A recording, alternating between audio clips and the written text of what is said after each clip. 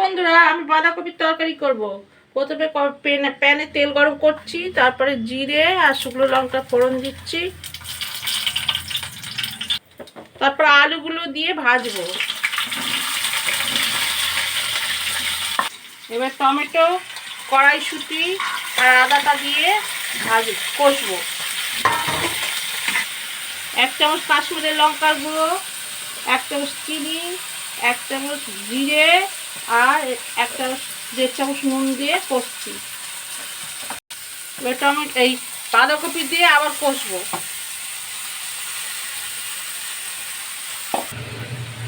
এবার চাপা দিয়ে বাঁধাকপিটা চাপা দিয়ে রাখলাম কিছুক্ষণ, তারপর আবার বাঁধাকপিতে জল ছেড়ে দিয়েছে, অল্প একটু জল দিয়ে আবার চাপা দিয়ে সিদ্ধ হতে দেবো। চাপা দিলাম সিদ্ধ হওয়ার জন্য। এবার ঘি আর গরম মশলা দিয়ে নামিয়ে নেব। সবজিগুলো সব সিদ্ধ হয়ে গেছে, রেডি হয়ে গেল আমার বাঁধাকপির তরকারি।